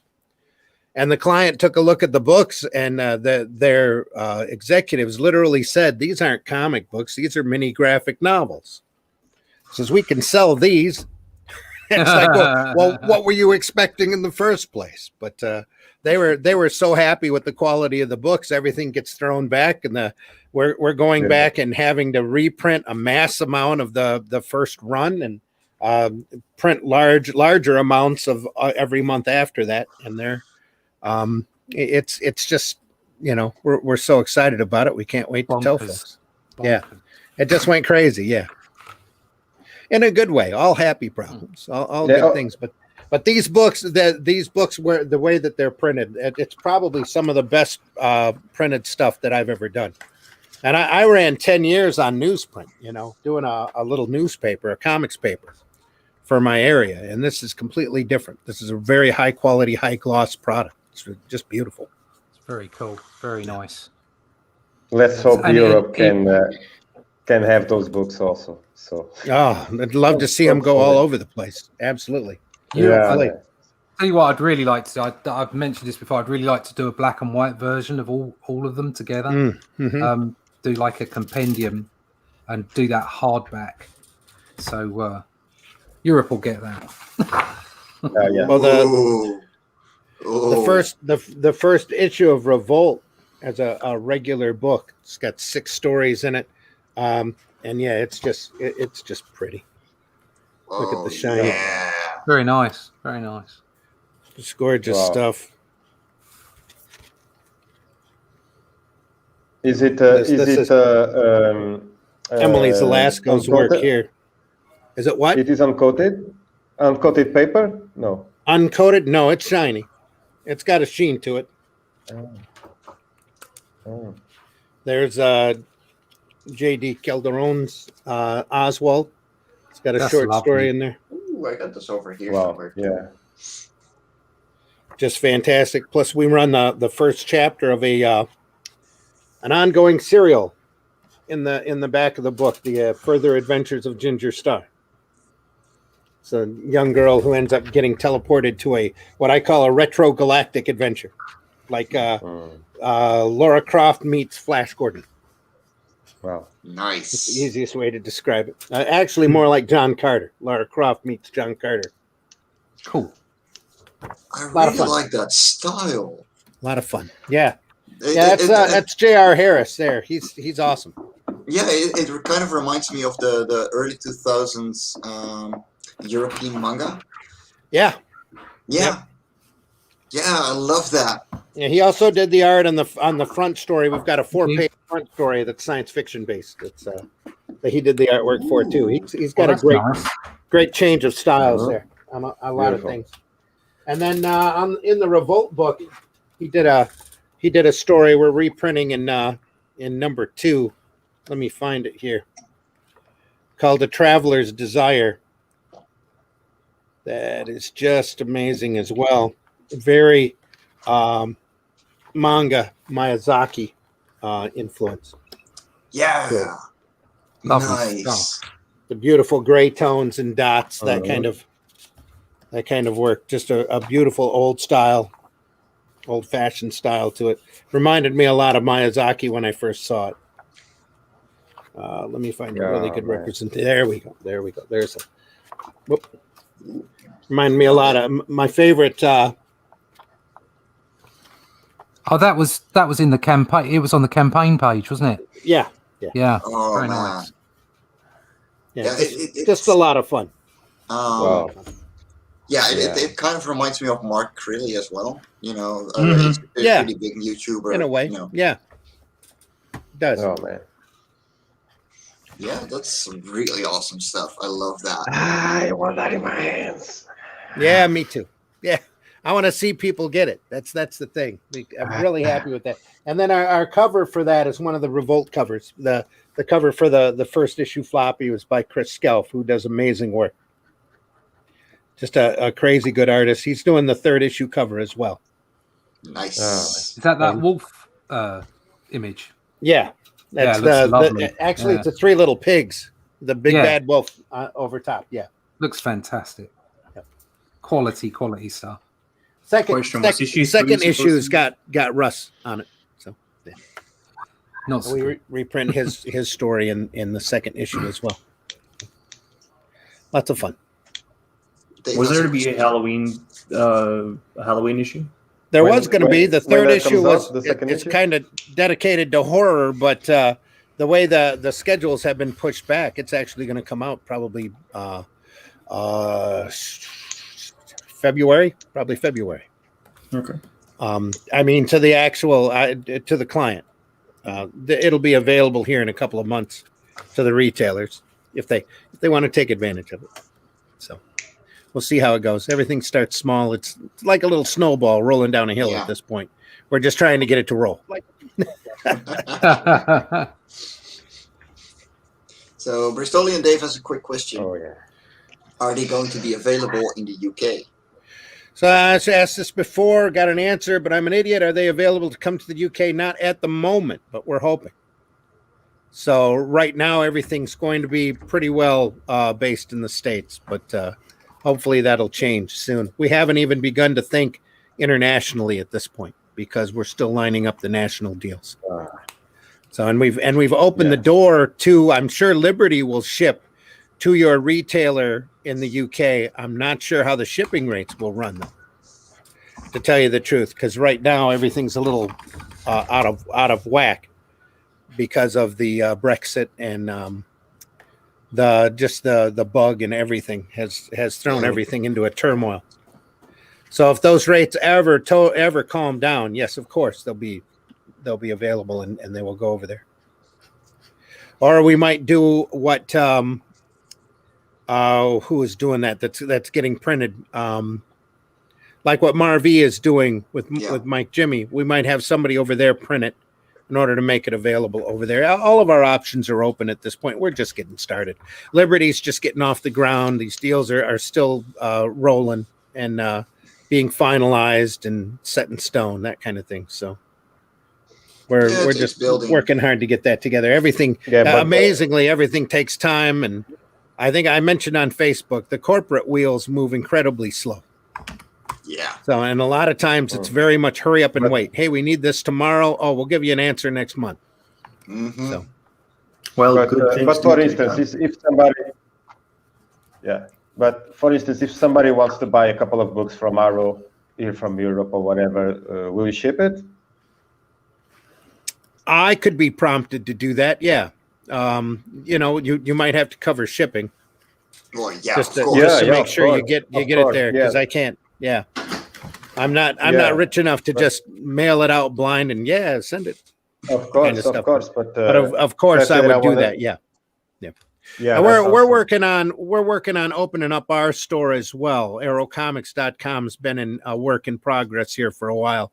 Just that the person that's working on it is also busy. He's got a retail shop that he's dealing with, and an unbelievable amount of backstock that he's wading through. And we really want to offer everything that Arrow's done on that site, and that's going to take a little bit of coordination. Oh, so yeah. I've been meaning to go up there and talk to him about that for a while. Up there, he's up in Saginaw, so that's about half an hour away from me. I've been meaning to get up there for a while and show him what we're doing and tell him what's up and that kind of thing, and get the ball rolling on that site as well.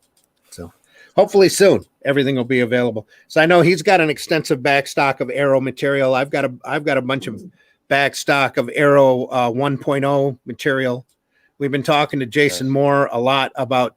Jason's been talking about bringing back the Dead, and which is our big zombie comic that Arrow's always done.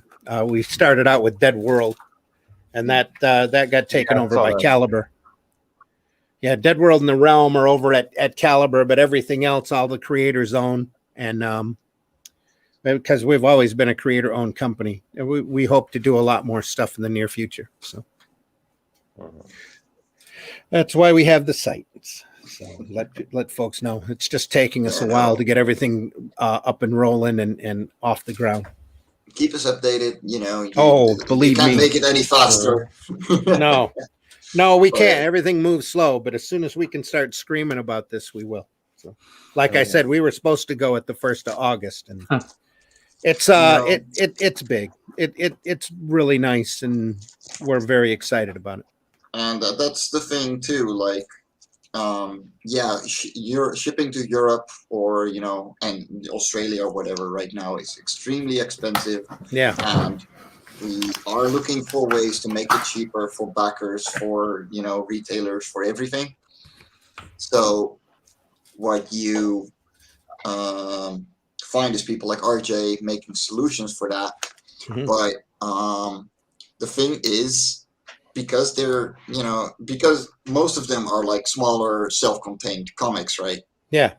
So if you order like 10 of them, the price for shipping is pretty much going to stay the same, $35 or something. Yeah. So at that point, it's you can go shopping, and the shipping is going to be high anyway. So you're just going to ramp in as many the comics as you can possibly can.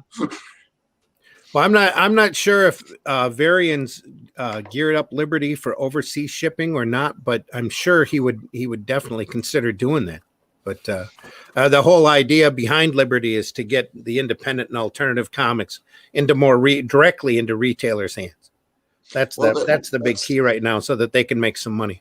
That's the thing too. Like to RJ, I sent 2 boxes filled to the brim with comics. Mm-hmm. And it cost me 145 euros per box, Mm-hmm. up to 20 kilos or 45 pounds. Okay. Just about.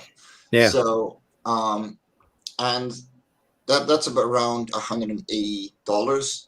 So what you get is that one of those big boxes is only 5 times more expensive than sending a single tiny one. Sure.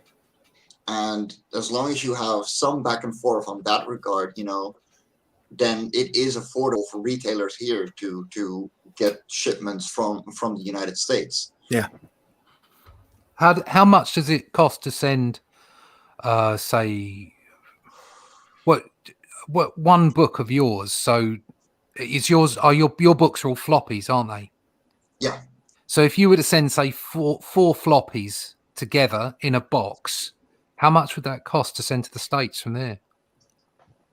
For me to the States, one backup tier. So 4 issues together is for me 30 euros. Oh gosh! Yeah. Yes, that's wow. I can fit 150 comics in one big box for 20 kilos. Yeah. And spend 145. Wow. Say when I was sending out my graphic novel, the first book, with all the extras in it, it was still less than half that to send to the States from here. So UK post going out is great. It's coming in that's the problem.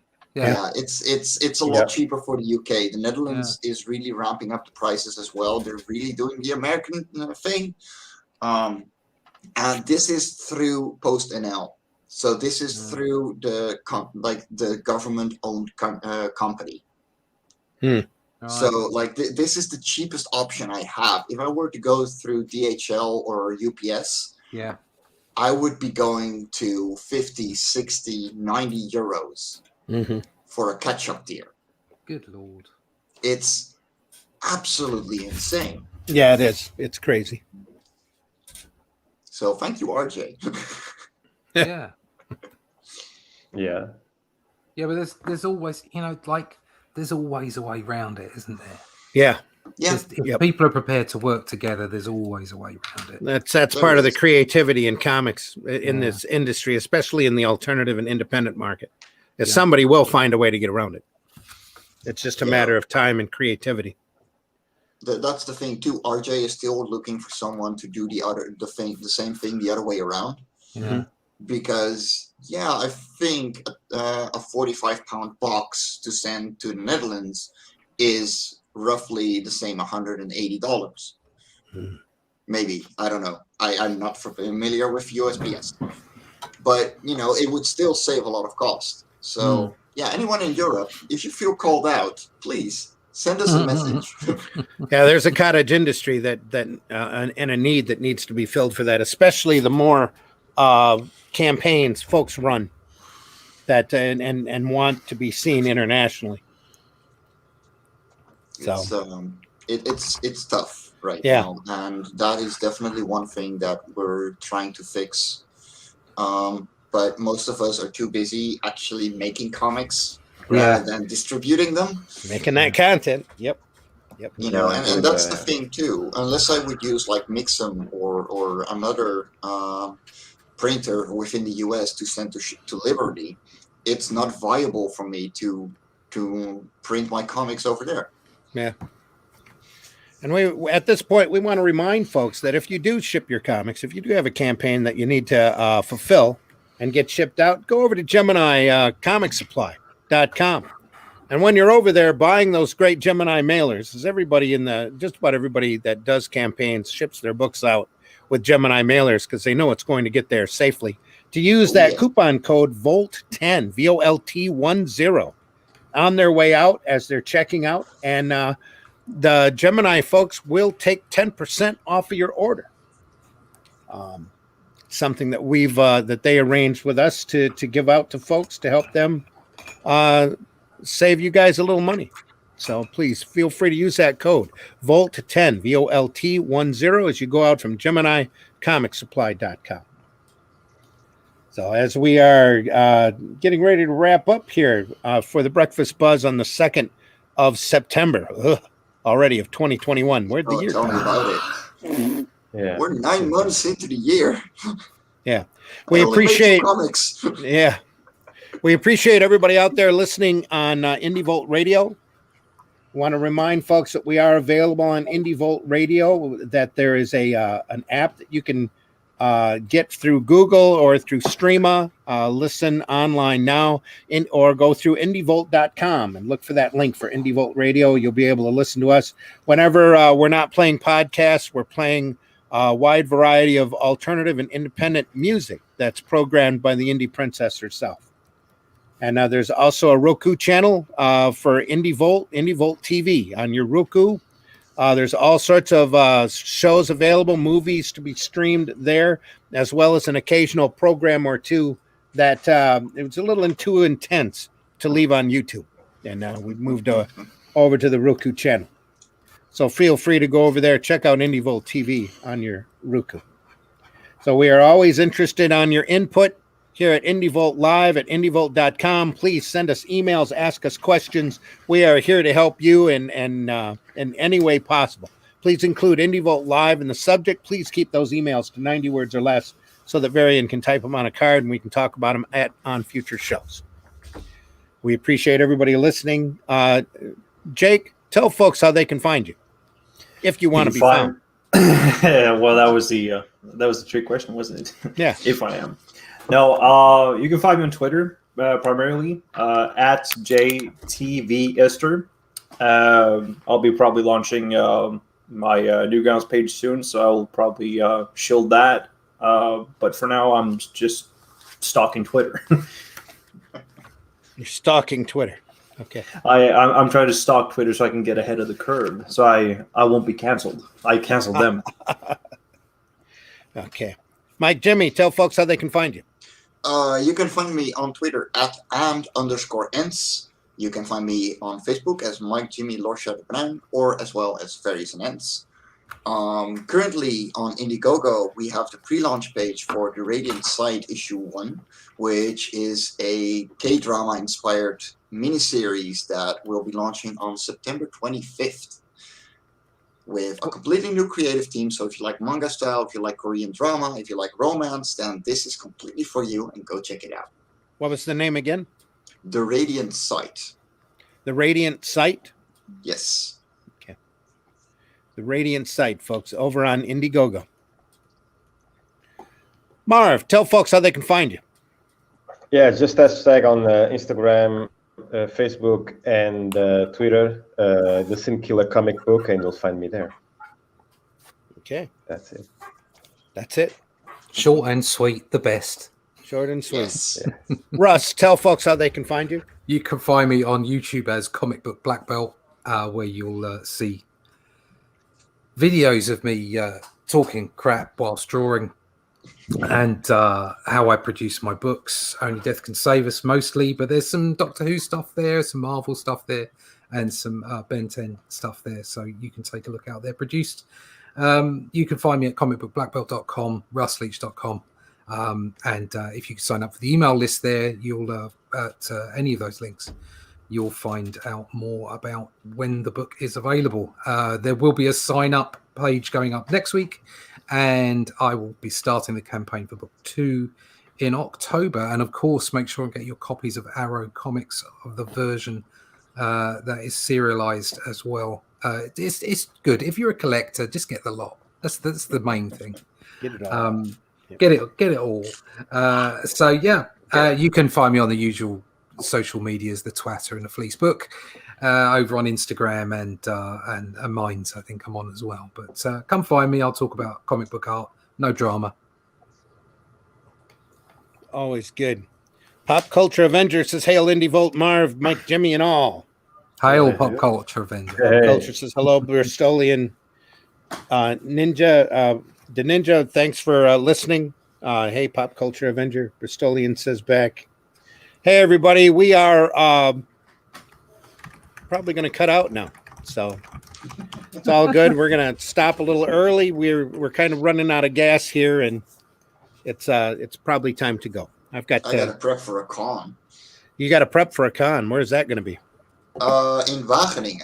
So that is a little Dutch town where we're going to invade a library, and they are having an artist alley.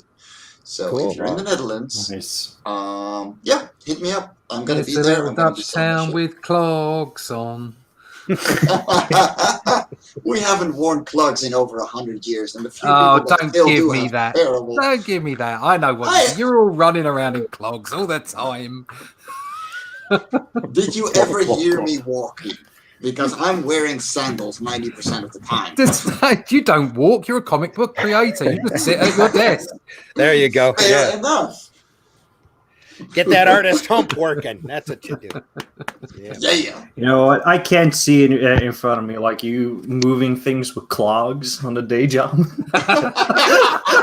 What the hell? I would stumble down every single set of stairs wearing those things. You will hear, like, in stairs.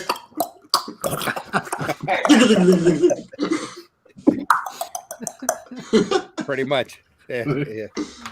Oh my God. Hey, everybody. I want to thank everybody for listening. I've been your host, Randy Zimmerman. You can find me over on Facebook. You can find me on Twitter, but not very often. I don't hang around there very much.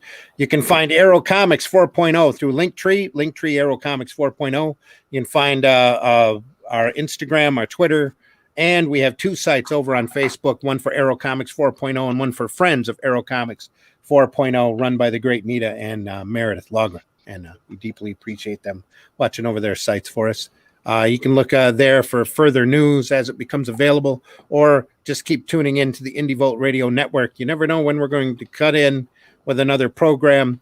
Also, we are available over on YouTube. If you're not subscribed yet over on YouTube, please go over and do so. You can actually sign on now for a subscription.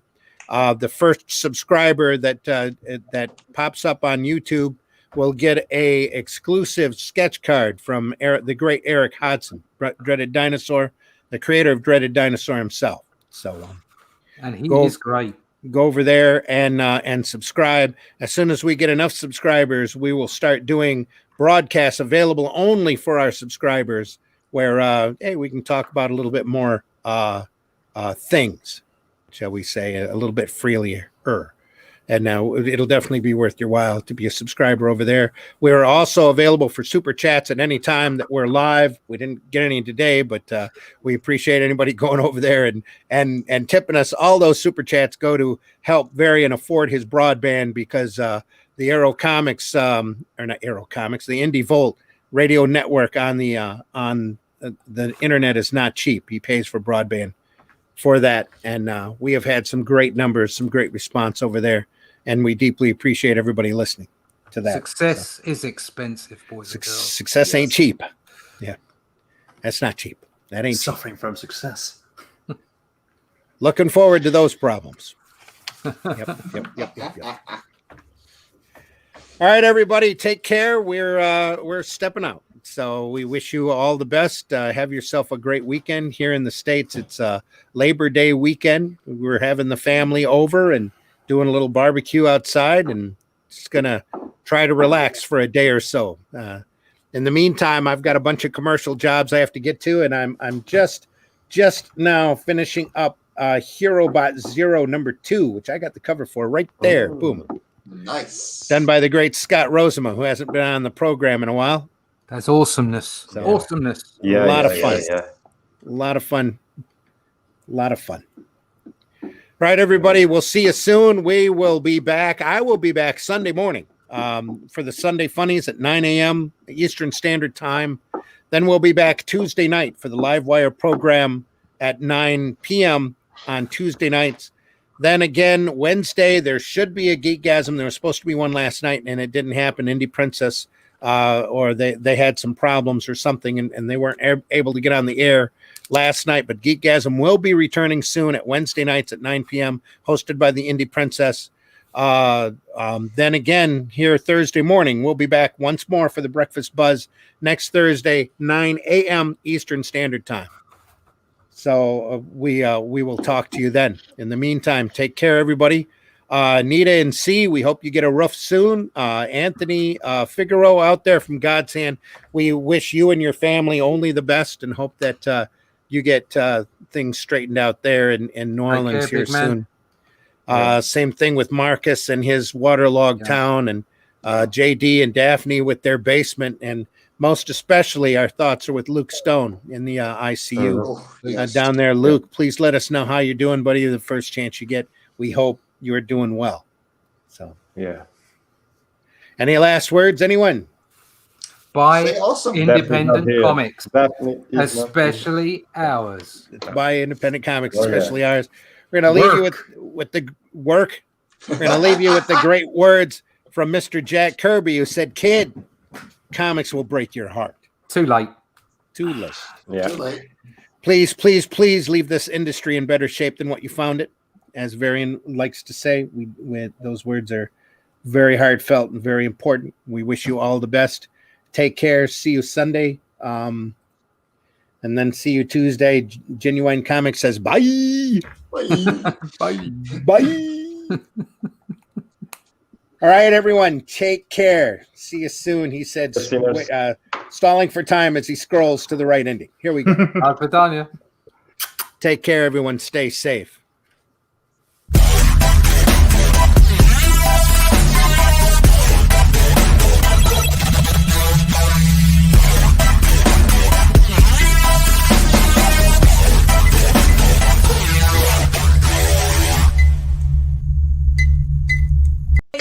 Yay! Think about what you've accomplished. Don't mess with the bull, young man. You'll get the horns. Not wearing any pants. Film at 11. You too? Some men aren't looking for anything logical, like money. They can't be bought, bullied, reasoned, or negotiated with. Some men just want